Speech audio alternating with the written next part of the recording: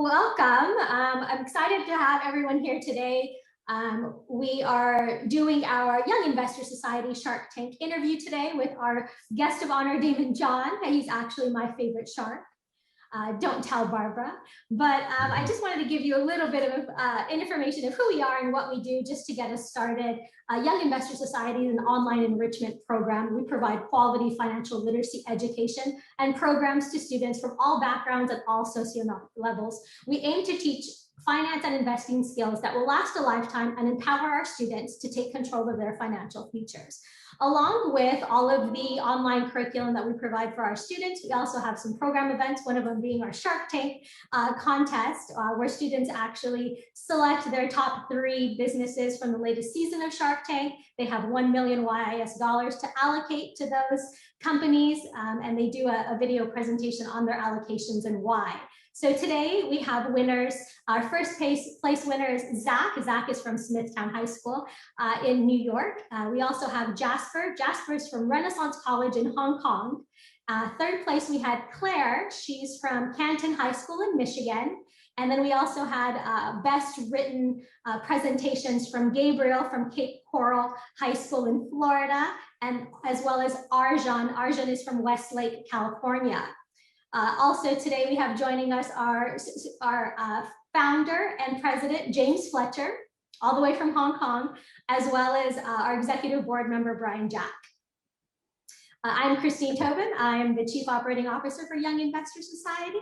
And without further ado, I will give it over to Zach, who has prepared some questions for you today. Hey, Daymond, thank you so much for coming. It's an honor to meet you. Been such a huge fan of you and your show for 5 or 6 years now. So thanks for being with me. So I guess just to start off, I just wanted to ask, like, what are some of your favorite investments you've made in Shark Tank or out of Shark Tank, and why? Well, my favorite investment outside of Shark Tank is going to be the one that, really got me to Shark Tank, and the first one that I had a great deal of success with, which was FUBU, my clothing line. I think one of my second probably favorite investments after that was another brand that I had named Kuji. And the reason why that was very special to me is because, as I invested in FUBU, did great, but as that, slowed down, people all thought that I was just lucky, and I had made various other investments afterwards, which would fail. So it was really me saying, when my second one came around, I said, maybe I'm not lucky. Maybe I looked at some of these fundamentals of what I've learned and I've applied them, and that my inventory is here really, and that I was able to do it again.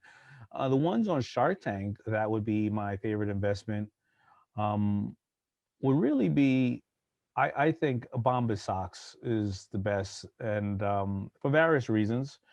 It's the #1 invested product in Shark Tank history, so it's obviously doing great from a financial standpoint, but it also allowed me to see that business was being done a different way than I was traditionally used to doing business with. Every pair of sock that they sell, they give away a pair to the homeless, and what that means is that it had a social cause at the same time, so I can get return on my capital, but simultaneously I can know that I'm making a difference, and I can then also feel good that my consumers feel like they're part of a bigger story. And I think that that's why that's my favorite in Shark Tank history, besides the fact that it gives me bragging rights over those other underachievers that I call my fellow sharks. Yeah, thank you. Yeah, I think I remember watching that one in Shark Tank, and I think they did an update on it on one of the episodes. That was a cool company. Yeah. It's also, so it's my understanding that you haven't really received any formal business education. So I guess where and how did you learn everything you did about business and entrepreneurship? I learned it from mentors in my neighborhood, mentors that came across in my life. But teachers, very honest, I believe that there's either 2 ways that you're going to learn, either from your mentors or from your mistakes. And I think that mentors can be a teacher, mentors can be a book. And of course, mentors can be the person that comes in your life that wants to see you do great things, but is going to make you work for it, kind of the wax on, wax off I don't know, maybe you've been watching Cobra Kai, but definitely the Karate Kid thing. But it didn't happen right away. It also happened after a lot of mistakes because, you know, in business, I didn't know what I didn't know. And after I started seeing myself make the same mistakes, I didn't have financial intelligence, and I would close FUBU down 3 times from 89 to 92 because I ran out of capital, which was important because I only ran out of what I could afford, which is great. I didn't take out massive amounts of loans. But even when I did take out a loan, I ran out of the capital fairly quickly, not knowing how money works. I didn't spend it on lavish things. And then when I made my first couple of millions of dollars, I blew it, and I spent it again on lavish things, but not in the sense of tacky jewelry and stuff like that. Just not knowing how it worked. I invested in the market when it was high. When the market crashed, I thought that the 4 or 5 million I had was now, 2 million, and that it would never come back, not knowing the history of the market. So I invested in high and pulled it out low, right? And just not having patience. And that at that point, I realized that the only way I was going to grow my education was not only to listen to the teachers in school that started me off and showed me the learning process, but also to use other people around me, whether it be my accountant, my lawyers, people that work for me, and use them as teachers as well, and ask them why were we taking these actions, not just giving them my money and saying just go ahead and do what you got to do. I became very inquisitive, and until today, any room I walk into a room ready to learn. And I think, and people who know, uh, a good amount, and they want to give back, they're ready to teach at any given time. Yeah, that's really cool. You mentioned one of the things that you're also reading certain books. Are there any books that you would like recommend high school students to read that are kind of like the brick and mortar of building up? Yeah, I am challenged with dyslexia, so thank God that I always do audiobooks as well. But my first books that I always recommend are really simple books. They're more about theory than they are about methodically and tactically doing things. So I would always say to them, read Think and Grow Rich by Napoleon Hill, um, Rich Dad Poor Dad um, by Robert Kiyosaki, I believe. I like the other one, Who Moved My Cheese? Very small book, simple book, but it's about theory. And another one on called 1 Minute Manager. And um, I would also read Blue Ocean Strategy. I think I like that one for a young man or a woman to read. It just shows you that, Bombas socks is just socks. But when they have this giveaway component and they have certain other things they do, they moved into a blue ocean of area that nobody was at in that category with the same exact product. It just shows you how to shift a little bit as you think of ways you want to, or things you want to tackle. Thank you. This is sort of a follow-up question. We may have brushed up on this a little bit as you were answering that, but what advice would you give like YIS students, or I guess high school students in general, about education, like formally and informal? Well, I think that I was somebody who was really cool in high school, and I did the whole I'm gonna take off 1 year um, on the way to college, and that 1 year of college became forever. And I was at the lowest point of my life when all the kids that I laughed at who decided to have go out and get a formal education when they were coming back, and I was a waiter in Red Lobster, and I was embarrassed. So I would say that I think that if it is for you to try to go and get a higher education, you can always study business, accounting, and various other things because you'll always need to have financial intelligence no matter what throughout the course of your life. But also go out and try to exercise and do those things that you're taught.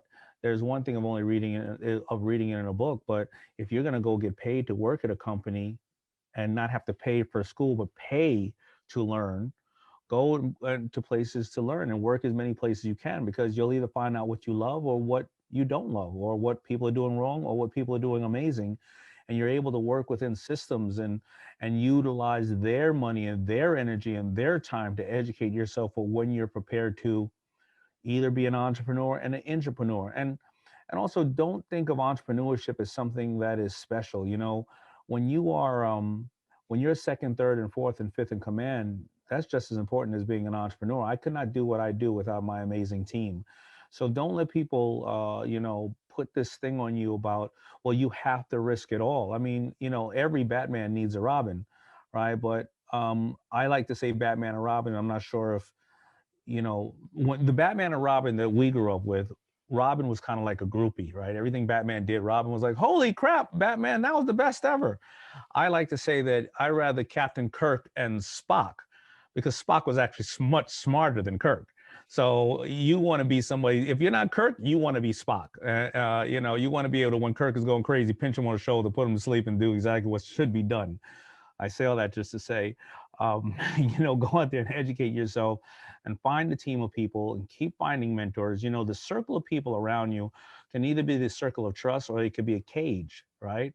Because if they're telling you the wrong things and holding you back and setting different goals in your life that you can't make it, it's never been done before, you're going to embarrass us, then you're going to live off those goals. But if you find a circle of different thought processes, different people of diverse way of thinking, age and color and everything else, your mind's going to open up, and that's where innovation comes. Thank you. That's really good advice. Yeah.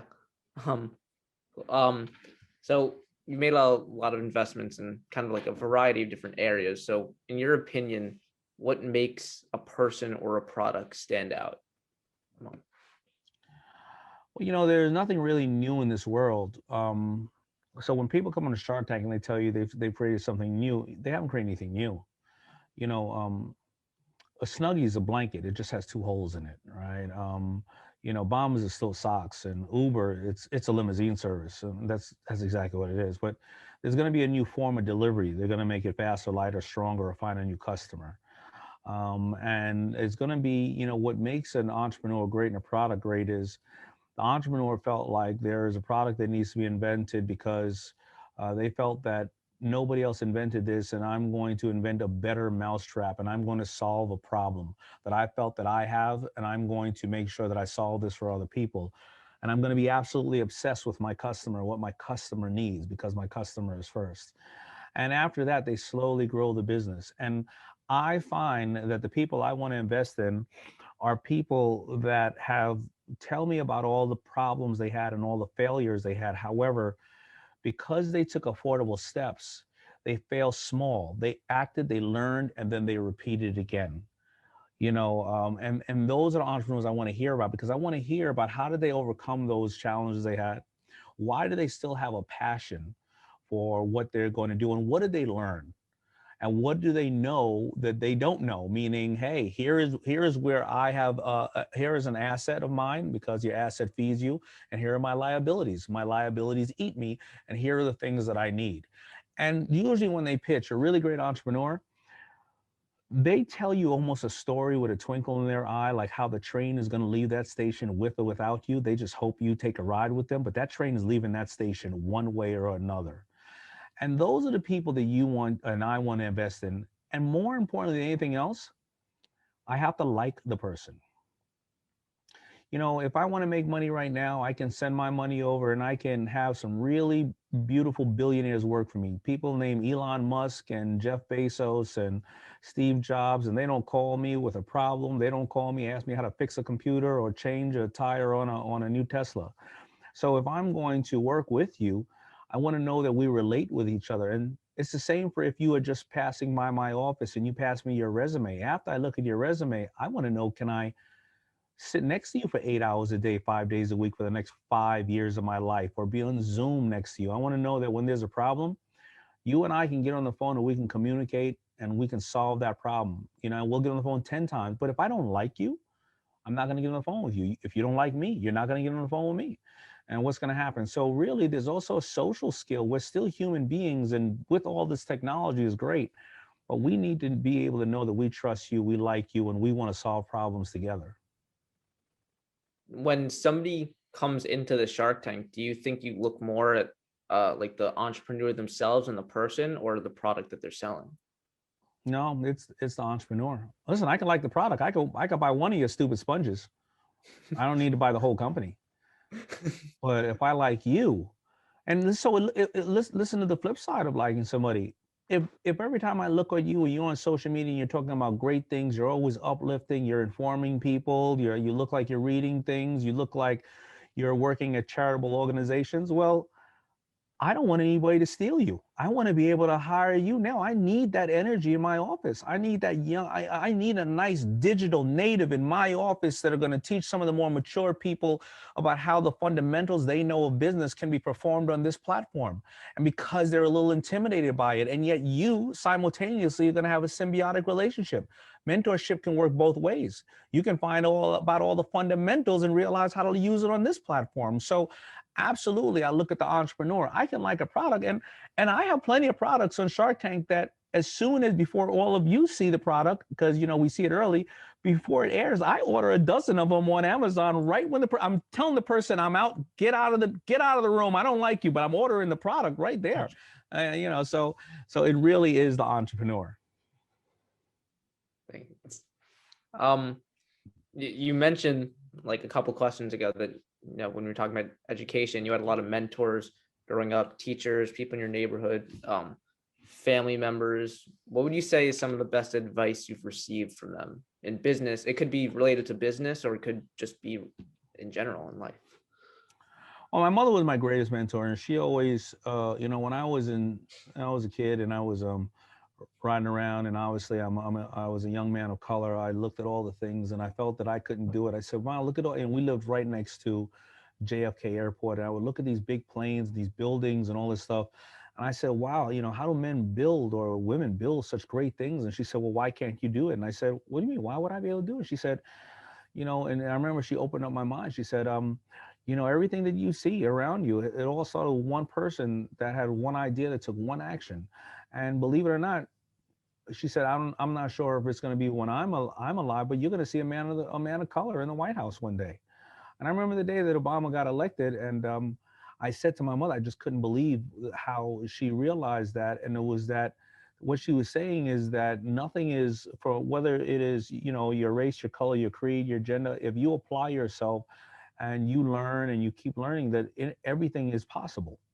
Another one of my mentors told me, everybody's searching for money. And money is readily available if you really want it, if you really need it. But OPM is something of way more value, because if you have people around you, OPM could be other people's mind power, marketing, manpower, mentors, or if your other competitors are doing something wrong, other people's mistakes. So always use what we call slack resources. It's called the power of broke. And you will be able to utilize those things and build up a customer base or build up a following, whatever the case is, whether for you personally, whether your business, your service, your product, and you get what we call proof of concept with a small group of people. Those people will end up being your biggest ambassadors for the rest of your life, and that will spark off whatever you're doing in life. So OPM. And I think the last thing, that I learned from one of my mentors is whenever I did businesses when I first started, and I did it purely for money, I wasn't happy and I didn't make a lot of money. And even if I did make the money, because I was so miserable with the business, by the time I made the money, I spent it all on something, because I was like, finally, I got paid off, right, of whatever it is. And I don't care what it's, $100, $200. And he said something that I wouldn't understand the value of it until maybe 20 years later. He said, money is a great slave, but a horrible master. And I wouldn't understand that until really late in my career. And it served me quite well after that. You mentioned about the power of broke, and this was a question I was going to ask you later, but you talk a lot about the power of broke. So just to kind of go a little bit more in depth into that, like what about it specifically do you think makes it such a powerful tool for entrepreneurs to have? Well, first you have to look back and understand what financial intelligence is, because if you don't have experience, you don't come from a family of legacy wealth, you don't come from a lot of things, the easiest thing to do and the easiest thing you hear is you need money to make money, you got to know somebody. But when you look at the stats, before you even think about the power of broke, the theory of it is, if 65% of lotto winners and athletes are bankrupt 3 years after leaving the league or winning the lotto, that means they had the money, but they didn't know how financial instruments and the tool of money worked. And if you look at the Forbes top 1,000 wealthiest people, 65% of them are self-made men and women. That means they had no money. So when you first put that lens on it, then you realize that, wait a minute, if it's all been done here in these ways, then why can't I do it? And the reason the power of broke means something is money often, when you first start a business, it highlights your weaknesses. If you don't know any better and you have a advertising campaign that's crappy, it's not converting, people aren't, they're not, they're not either picking up the phone or they're not going to your site or whatever the case is. Well, if you really believe that spending another $100,000 on pushing that weak campaign out, you're just pushing a weak campaign out. If your product, and almost rendition one almost is never perfect, but if you say, well, it costs $20, I need to sell it for $40, but to get the price down, I need to buy it at 10 because I need to buy 10,000 units. Well, let me take a loan. If that piece is not workable and people send it back, well, now you have $50,000 worth of bad inventory. You just highlighted your weaknesses. So the reason why you have to use the power of broke, it's called proof of concept. And a transaction, as somebody who owns a business, it doesn't always have to be monetarily.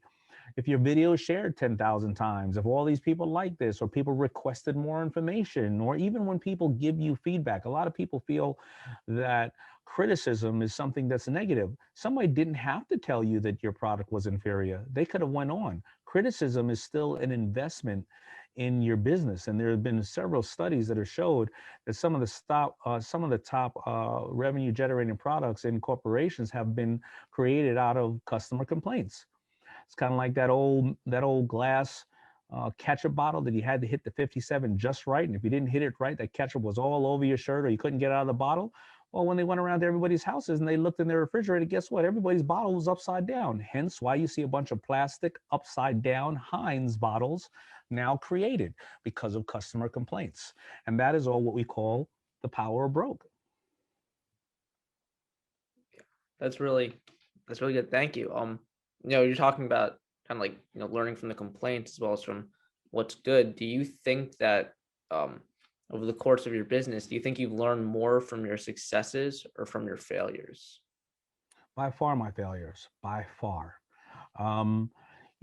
See, the beauty is that you'll hear my successes. You'll hear of Bombas, you'll hear of Coogee, the brand, or FUBU, or a couple of my successes, because when you have a success, it moves on and goes on forever.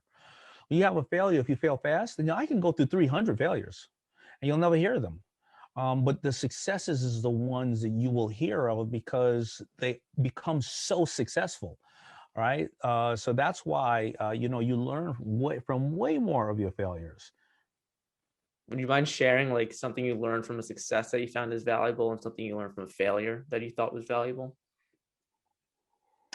Well, the things I've learned from the successes is that I happen to be a leader with an open door policy. And I realize that if you listen to people who work with you or for you, or you work for, and you get to know the human in that person and what is their driving force for working for you, and don't take it personal if they're doing some things that you may feel is not in the best interest of the company, you get to have a conversation with them.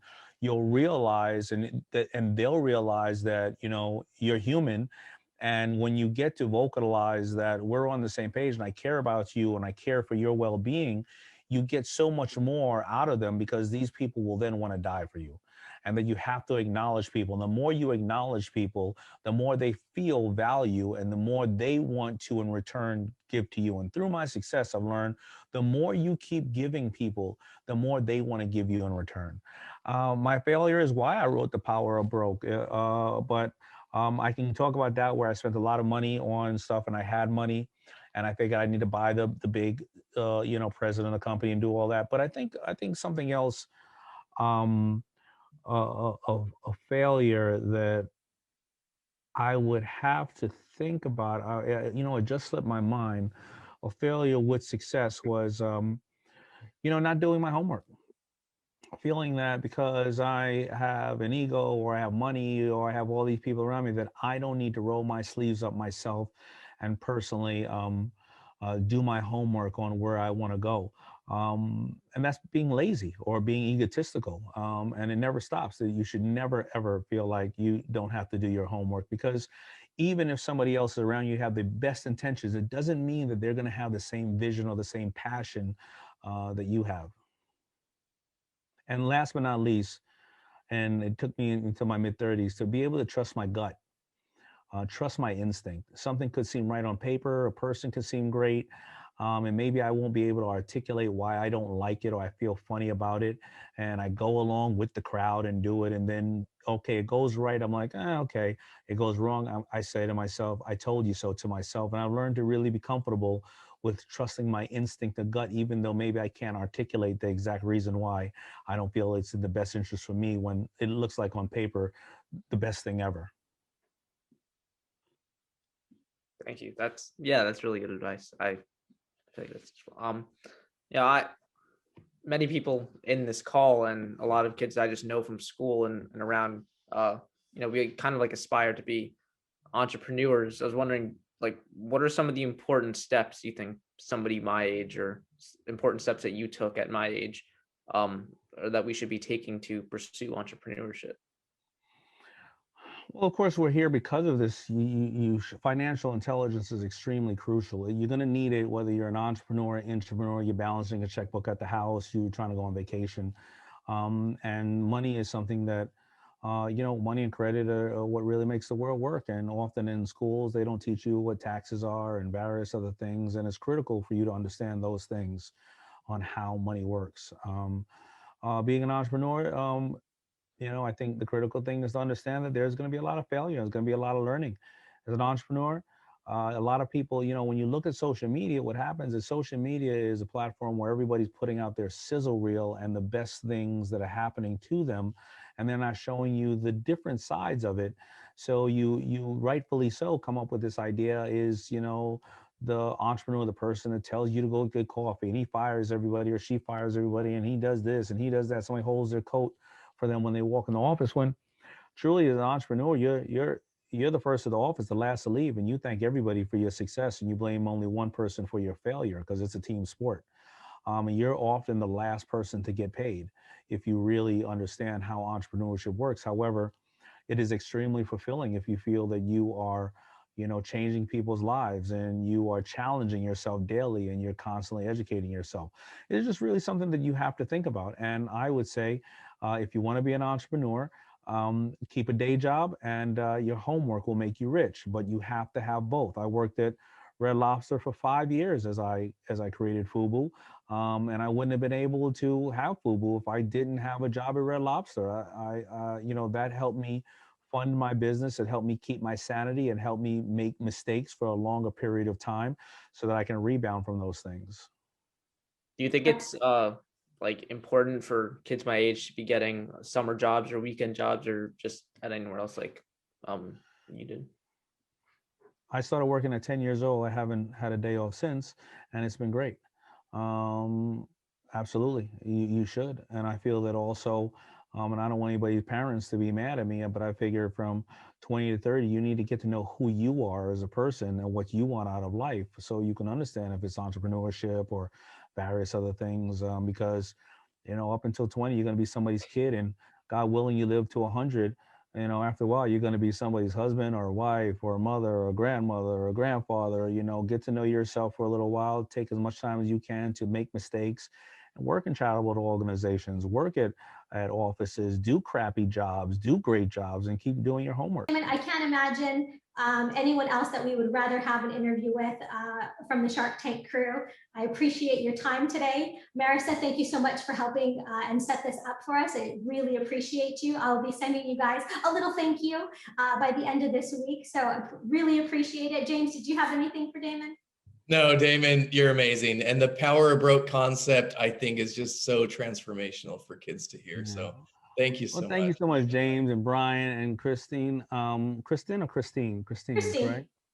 Yeah. And I got to tell you, Gabe and, Zach and Arjun and Jasper and Claire, you're our future. Don't let us down, okay? Because I'm going to be coming to you for a job one day.